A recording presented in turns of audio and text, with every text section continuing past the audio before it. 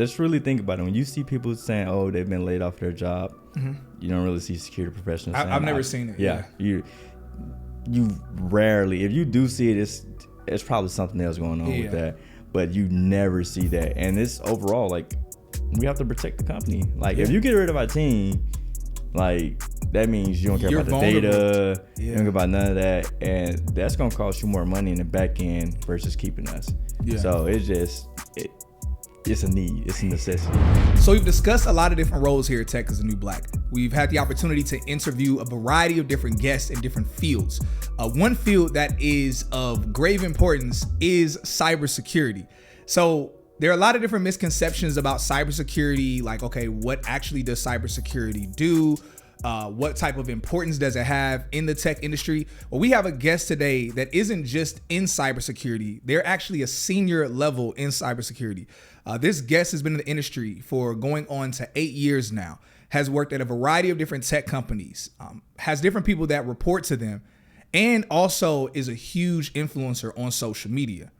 Y'all, my guest today, Tayvion Tech, is someone who I've been looking up to on social media in terms of actually creating content. Not gonna lie, I've stolen some of his pieces of content and have posted it. But also, I've really enjoyed getting to know him at different tech events.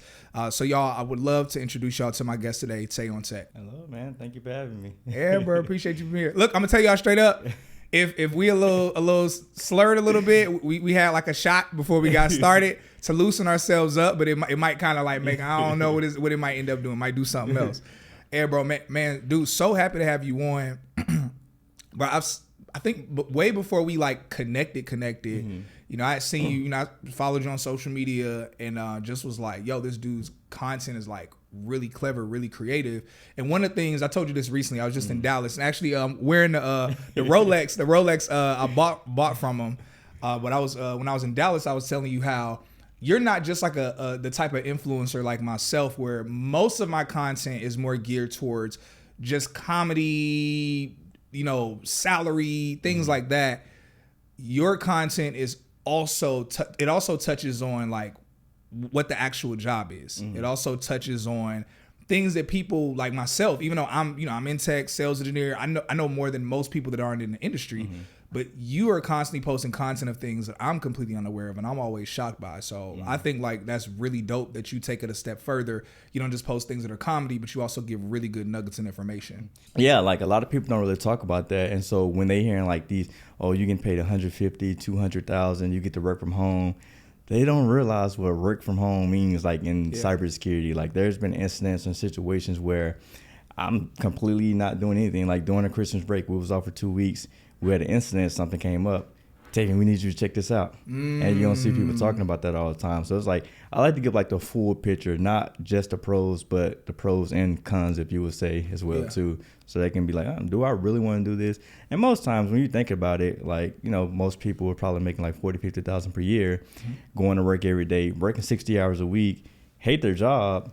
And it's like, I can deal with that. I don't mind, you know, you calling me randomly for $200,000. But so it kind of like, even though there's work from home, things like that, but it's still the pros and cons to it. You know what's funny? I remember I was working security, like actual security. You know, the little ugly suits, walking around the building, patrolling the building. And I remember I was an on-call security officer, and the first time they called me, I was like, Exactly. I was like, I'm out living my life. But what's funny is that. So they ended up firing me, and I didn't care. It was like, I think I was like maybe $9 or $11 hour or something goofy. But for $200K, you can call me when you want to. What? Exactly. I'm there. Exactly. And people think it's just work from home. Oh, it's work from home. Yeah, but you work. But it's flexible. Yeah, I mean, realistically, I'm not gonna lie. I probably realistically work like 4 or 5 hours a day. But the stuff I'm doing, it's like. It's more researching, trying to figure out certain things. Like a lot of my job is me researching like a lot of different things and making sure that, you know, we're protected from the things I'm researching from. So that's basically what it is. But like when people get into cybersecurity, Typically, like as an entry level role, like SOC analyst, information security analyst, they're typically like the front liners. Like they're monitoring the screens. They're trying to make sure that nothing's really going on. They don't really have that responsibility as like an engineer. Yeah, where they're more. So they're SOC analysts. Yeah. So could we? All right. So we want to pause real quick because I already know because I got beat up before. I had someone on here who had done cybersecurity. And when we looked at the YouTube comments, we had talked about a bunch of different things, but everybody was like, "What do they actually do?" Which I know is what you're jumping into. So just to ask, so everyone who's viewing, who's listening, at least hears the question and understands what we're talking about. So, what is cybersecurity? Can you explain for us what cybersecurity is in terms of the like? Is it a job or is it like an entire like sub industry? Like, what is it? So, at the basic term, cybersecurity is there to protect the company and protect the data. Okay. Like that's at the end of the day, that is the goal of cybersecurity. That's why you have cybersecurity teams, information security teams.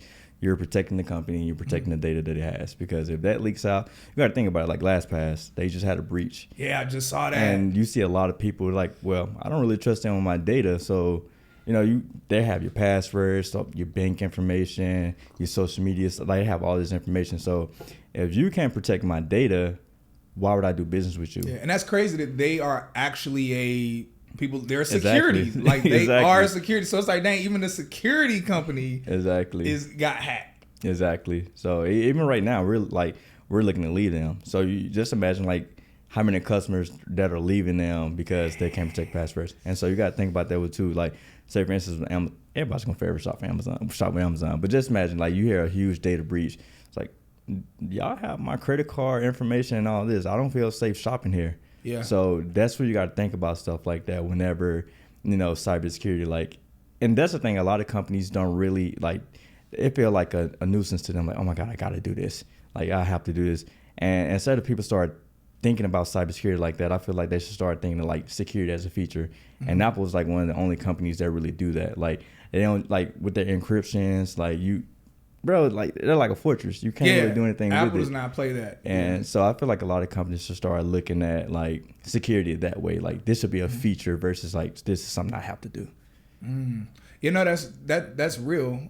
So curious, kind of take like a little quick tangent because you said something. So when a company is hacked, like, and let's say they have like cybersecurity people on their team, and I know they're again different names and different roles. But let's say they have cybersecurity people there. Does the company do the cybersecurity people get in trouble? Like, is it like, yo, y'all are the ones that's supposed to make sure this ain't happen, and it happened? Yeah. So I've never really been in a situation like that. So I mean, typically I know like Uber when they just got hacked.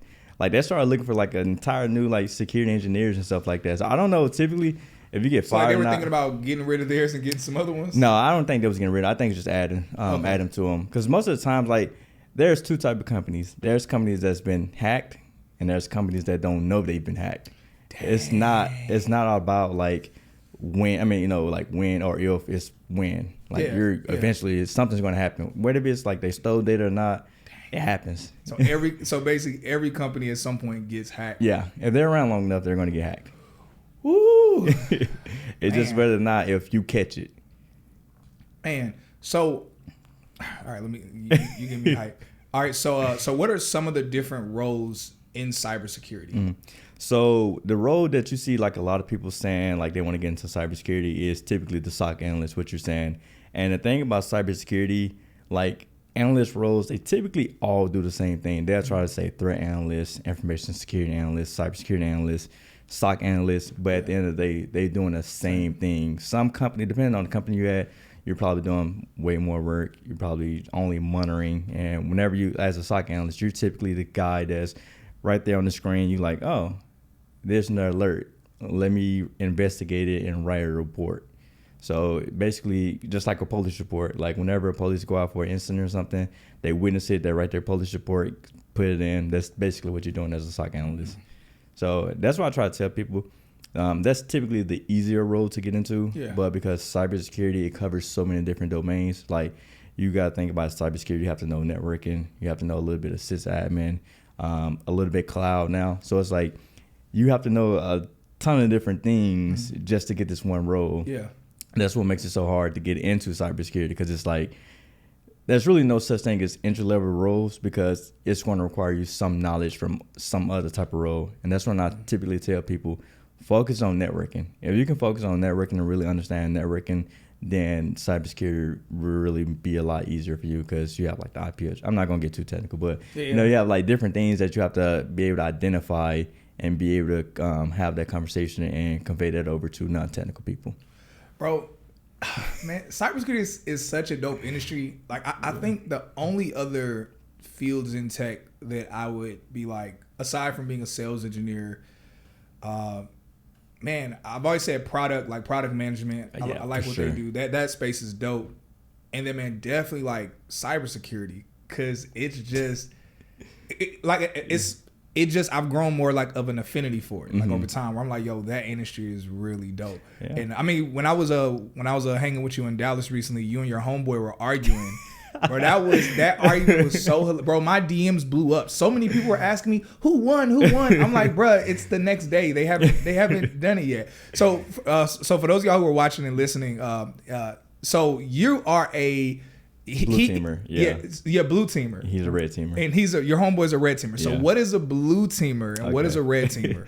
So blue teamer is the person that protects the company. Like, I'm the one tasked with creating certain like configuration or threat detections to stop people from hacking the company. Like, say for instance, if someone is trying to steal something, then I'm tasked with that. A red teamer, that's the hacker. So whenever you hear someone say, oh, you know, hackers and stuff like that, it's typically a red teamer. Why would a tech company hire a hacker? Or why do they have hackers at their company? Yeah, no, so for the same reason why, you know, did you have blue team? Like, my thing is like, they want to make sure that they're actually able to be protected if a real world like event happened. Like, say for instance, and people typically get red teamers and penetration testers mixed up, and they essentially do the same thing. I'm like, wait, hold up now.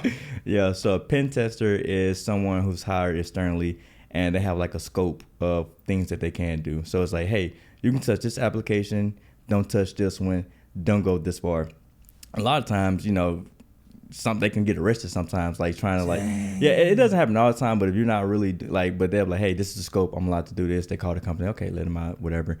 And then a red teamer, they actually like emulate an attack from like a real world like actor. So certainly there's like this big hacking group and they target certain companies and do certain attacks. A red teamer is going to go in the environment and act like they're them. Yeah. And there's no scope, there's no limitation. You do whatever you want to do to get to what you need to do. And so it's almost like sparring. Yeah. You know, it's like, hey, but it's like a sparring before like an actual boxing match where it's like, no, like we're really fighting. Like it feels like a fight. I'm really fighting you as if I'm the person that you're about to fight. And it's just like real preparation to see like what your weaknesses are. So that way you can like see what things you need to work on. Yeah. And that's a purple team. The combination of two. They do exercise. So there's a red, a blue, and a purple. And the purple is they're the pin. They're the combination of both. So it's basically you run an exercise to make sure that we are protected by this. So it's essentially they're separated, but when you're working together to do both, then it's a purple team. So you and your homeboy, y'all are arguing about if he could breach, like I'm assuming it was like just some software or some platform. Yeah. But he was saying that he could breach whatever it is that you would be defending. Yeah. Him being a red teamer, you being a blue teamer. Yeah. And y'all put some, what was it, money? Y'all put it was like 10 racks. Yeah, y'all put $10,000 on the line to see if he could breach that, bro. My DMs blew up. People were so engaged by that. Nah, we do that all the time. Like we always get into those arguments. But it's fun though. Have y'all had the competition? No, we haven't done yet. So we're actually trying to set that up and stream it. So that'd be crazy. Yeah. So he's gonna have his people, and I'm gonna get my people, and we're trying to set it up. So he's gonna get his red team. Yeah. So we're actually trying to set it up. Like we actually, it's actually two people that I want to reach out to. Day is one of them. You should actually hit Day up. He's a great guy. Is he like a guest or something? Or just either way. Yeah, okay, he's a great guy. But he's a cloud engineer, but he's like a detection engineer. But I'm hit up my two people, and we're gonna try to get together and actually try to stream it. I feel like it'd be some great content. That'd be some amazing content. Yeah, bro, that'd be really insane. It's like a tech version, new age Bloods and Crips. Yeah. So that's super good. So All right. So how did you become a security engineer? Man, so the thing is, I originally went to school like I thought I was gonna be a politician. Mm-hmm. So I went to political science. I changed my degree like twice, political science, and then I just did was like business marketing. And I was like, I was never going to class business marketing. I had like a 0.9 GPA my first semester. Dang. Like the second semester, I had like a 1.8 or something like that. And it wasn't because like I couldn't do the work. I just would never show bro, class. You smart. Yeah, it was just like it was boring. And so I was like, man, like I've always been good with computers. I've always been good with stuff like that. So I looked into software engineering. I did computer science for a little bit. I was like, I hate this. And I had took my first intro to cybersecurity class, and my teacher was telling us you can get paid to hack. And I was like, well, man, BS. Yeah. Like, nah, bro. And so as I started just looking into it, I was like, man, like this is a real thing. Like you making money, like bro, like my internships, I was making like $40 an hour. Like for internship, getting like my sign-on bonus. Like the biggest sign-on bonus I had as an intern was like $15,000. And so yeah, a $15,000 sign-on bonus for an internship, yes. Bro. So, that's crazy. So while everybody else in college, you know, you was getting money. I'm good. Like I'm buying red bottoms. I'm the Louis Vuitton. Like I'm doing all that, and people like, what the fuck is this dude doing? I'm like, it's my internship. They think you hustling. Yeah, like my intern. Like bro, I was like, I'm not gonna lie, and I was also working as a contractor for a Linux engineer too. Mm-hmm. So I would have like my contract job, and I was also have my internship, and like my internships was only like a couple of days per week, and you know, so I'm able to do that, and it was work from home as a Linux engineer. So like since college, I've been making probably at least 60,000-70,000 a year. Man. So it's like I'm in college, like you gotta think about like, were you making? Man, you was in college making more money.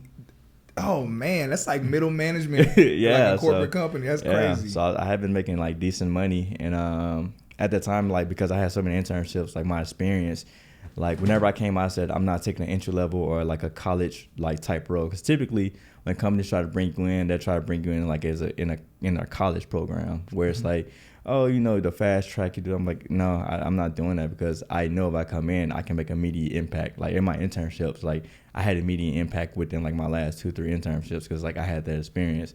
So when I came out, I was like, I'm making no less. Like I'm already making like 60, 70 now. I'm not taking no less than like 100. Yeah. And so, you know, I think I had like 4 or 5 like offers coming out, and I was pinning them against each other, and like, hey, whoever. And so basically, you was like, and you was telling one company, hey, they're offering this. Yeah, that's exactly what I was doing. Because like my first offer coming out was like 80, 85, like, and I was like, nah, like, and it was the crazy thing about it, because it was a specific company I was working with. I had like 9 interviews. I interviewed with like 4 different teams, and they all wanted me. And so like I was pinning teams against teams to give me the best offer. That's how you do it. Dang, man. That's why. So that's how you basically got into the industry. Yeah. But now you're a senior. Like you've been in multiple tech companies, and now you're a senior security engineer. Yeah. How did you get to senior? Like you're 26 years old, and you're a senior. Like that's almost a contradiction here in senior and 26. So I've been a senior since I was 20. I just had to do that since I was 24. But get it right. So the thing is, it's really just like development and skill. Like before I became a senior, I went into consulting. So I consulted with Booz Allen for about 2 years. And I tell people, like, even though like I ended up leaving there or whatever, that was the best experience I could have had. Like the amount of experience that I would have had, like I probably wouldn't be getting that experience until like now or a couple years later. Like I was doing all type of stuff. Like I was doing like building out Splunk architectures, like coming in building in programs, like vulnerability management programs, and sorry, like I was like really seeing stuff from the ground up and just really learning this. I had to wear so many different hats, and typically most people that go into consulting, they don't get that experience. They're mostly just pushing Excel spreadsheets and presentations and stuff like that. But luckily the team I was on, I got like a lot of different experience, and like as I got that experience, I feel like I can be a senior now. So I just started applying to jobs. I started looking at the job descriptions. It was one job that was like, we want someone with a PhD. I'm like, a PhD. Yeah, but I'm looking at the skill set. I'm like, I can do all of these. I can do all of this. The only thing that I don't have is the PhD and the 10 years of experience. But I always try to tell people, like, when they ask for a certain amount of experience, ignore that.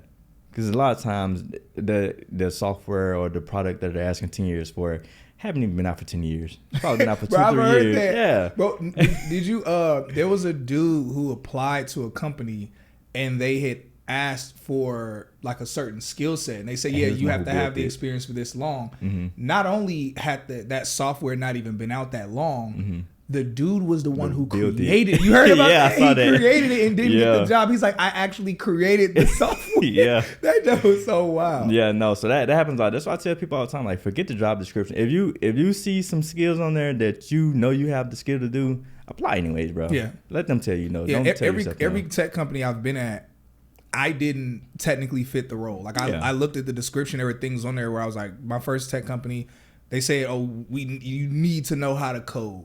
And and my first interview with them, I was like, hey, I'm letting y'all know I don't know how to code. And then they were kind of like, okay, cool, we don't either. And then I never had to code there. Yeah. It was like, so I've even told people, I'm like, yo, do not focus on don't focus on all of it. But I love hearing you talk about that from like as a security engineer. Yeah, because it's been a lot of things. Like me personally, I don't call myself a coder. I can code script and stuff like that. Mm-hmm.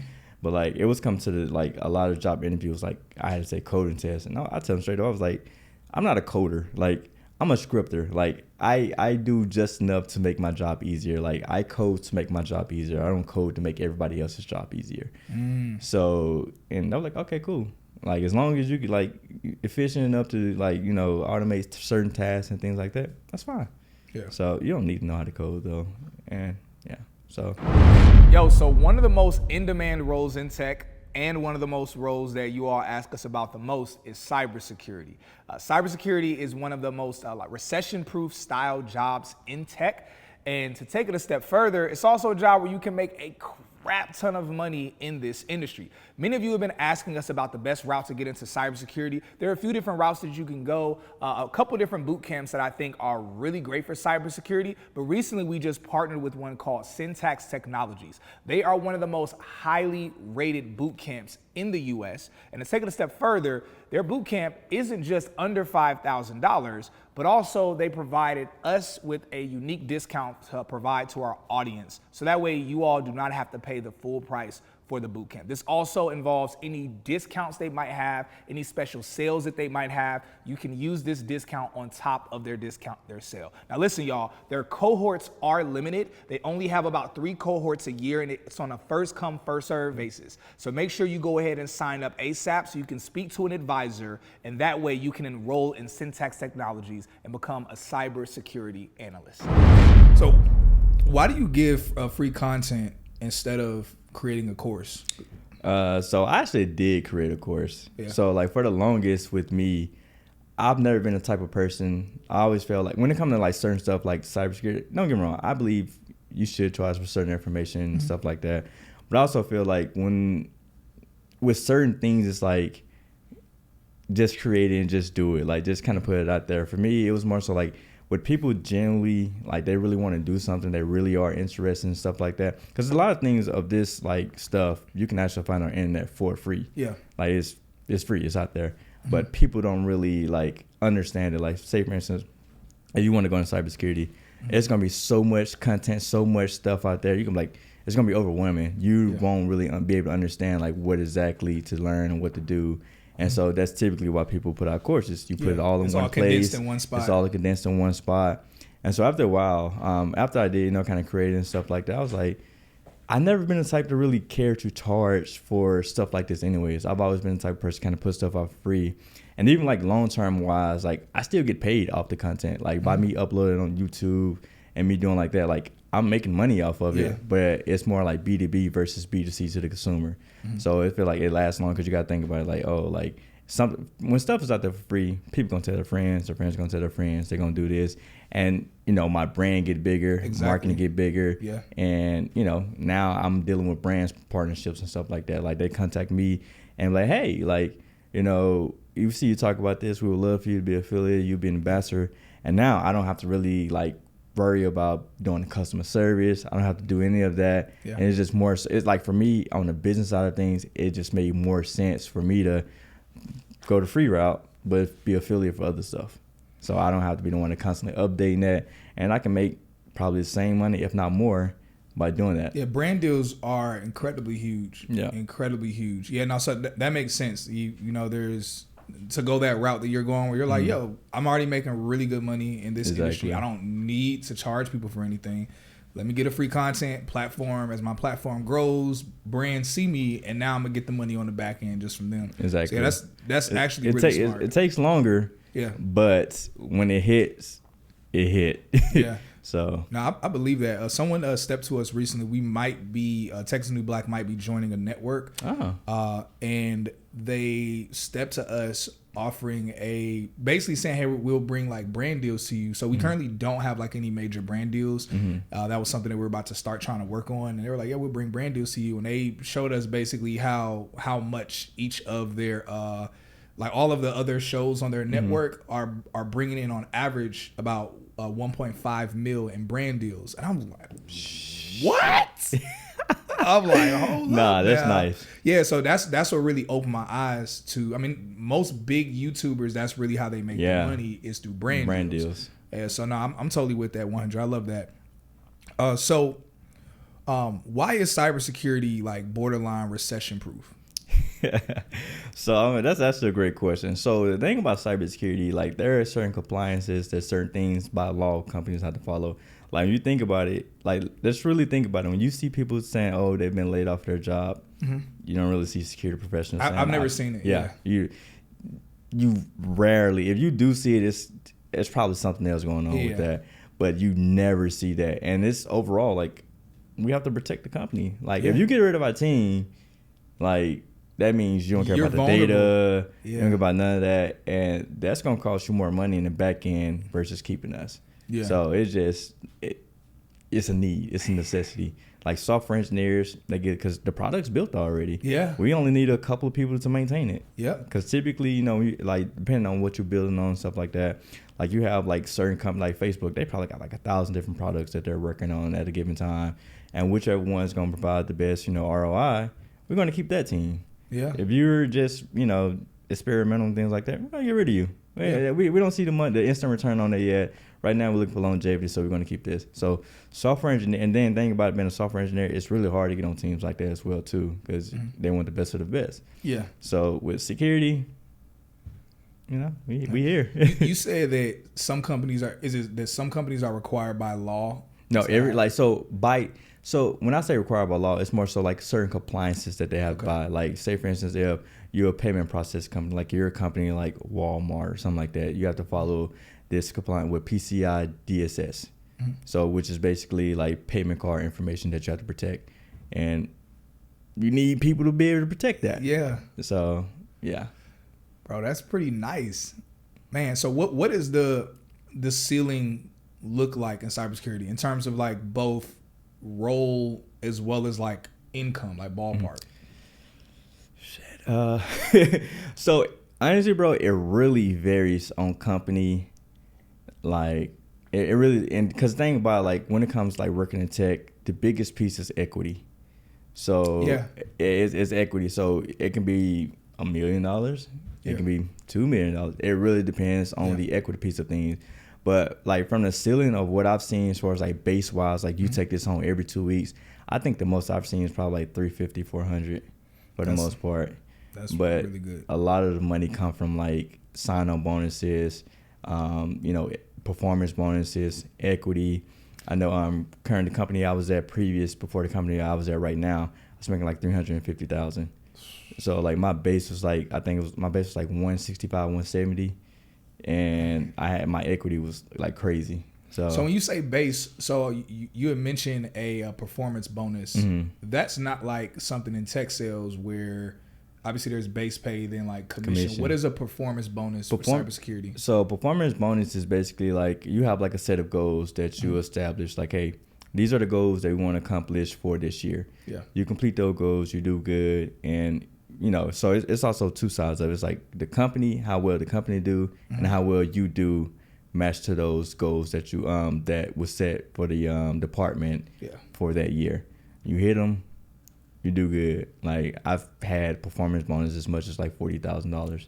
Whoa. So yeah, and also it depends on the company as well too. Yeah. So obviously being at the right company, it plays a big role in like the performance bonuses, how much you're gonna get paid.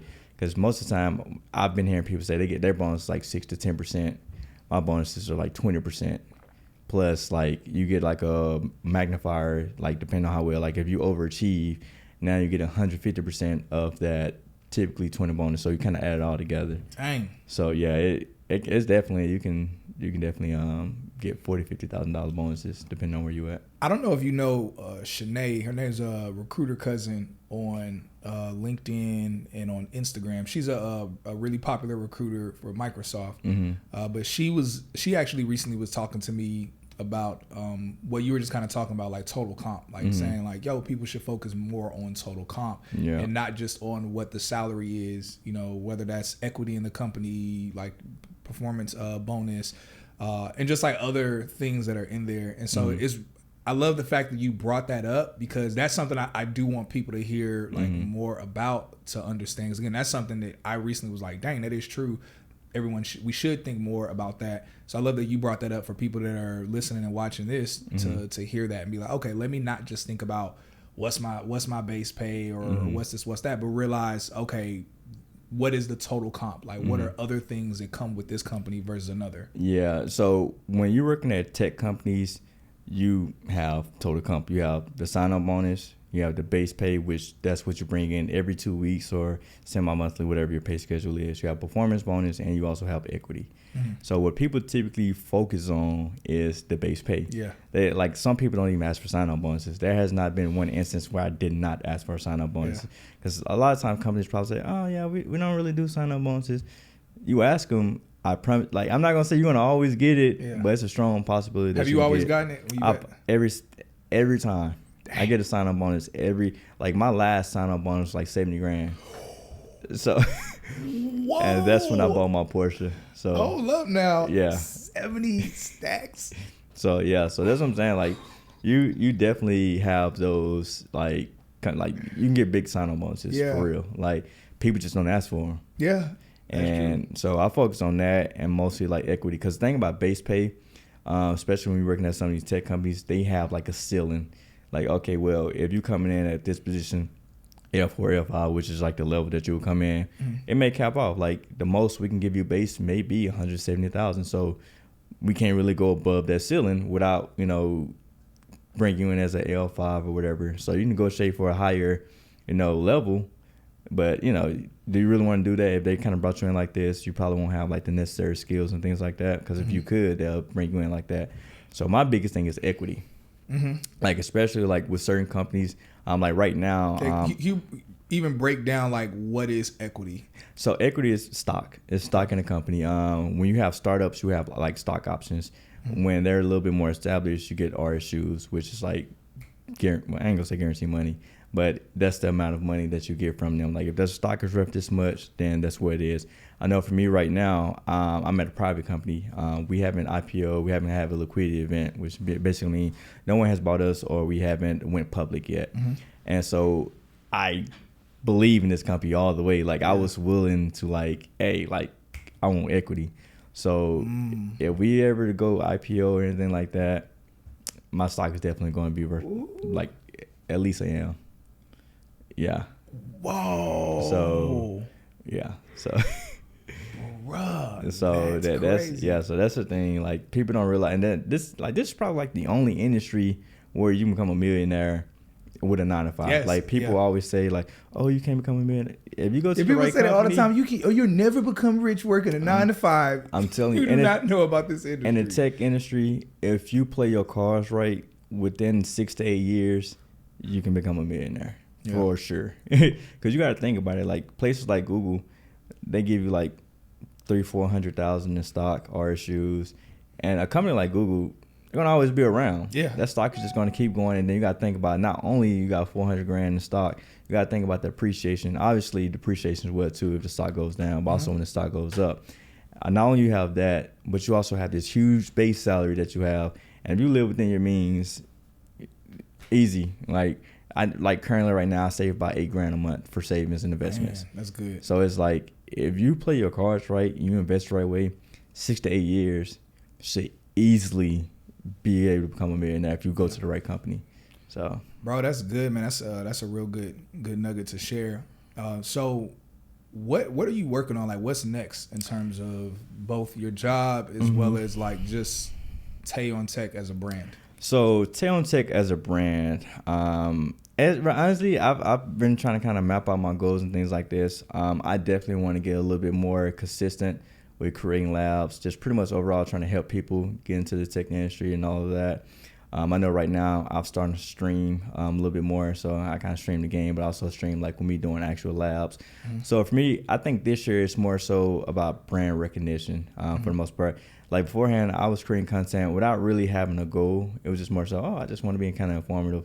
But now it's more so like I want people to be able to recognize, like, I get that now, like, that's Tayvion Tech. But it's like bigger, like kind of grow it, like kind of grow my following, just really try to help as much as I can overall for that.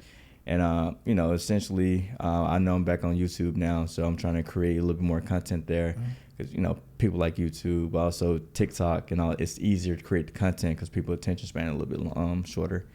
As far as career-wise, I'm very happy. Like, I think, which is also kind of dangerous too. I think I'm very kind of complacent right now.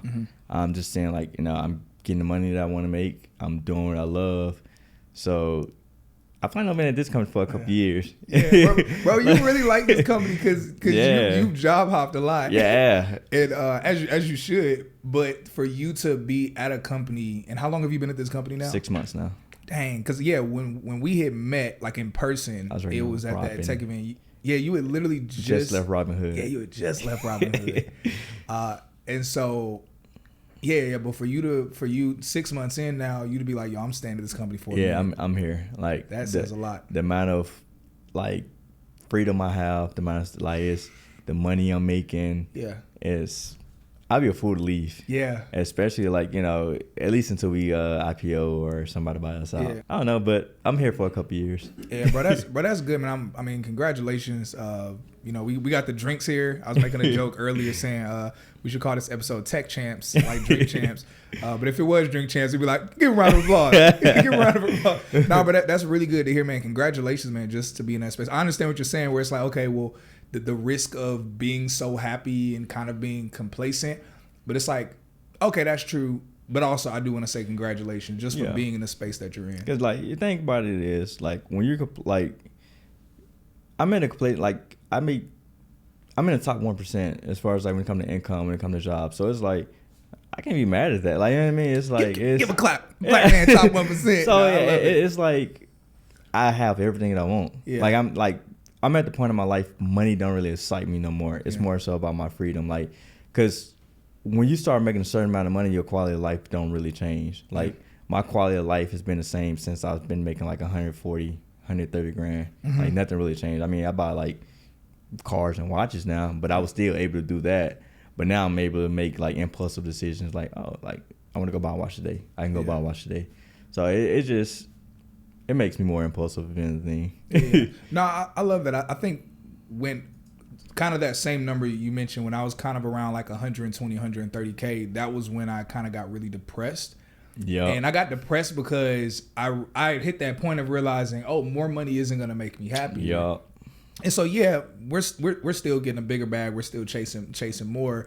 But now it's not even about it. Oh, this thing is going to fulfill me. Now it's like either one, just playing the game and being, okay, how well can I grow this? And two, kind of setting things up for the future.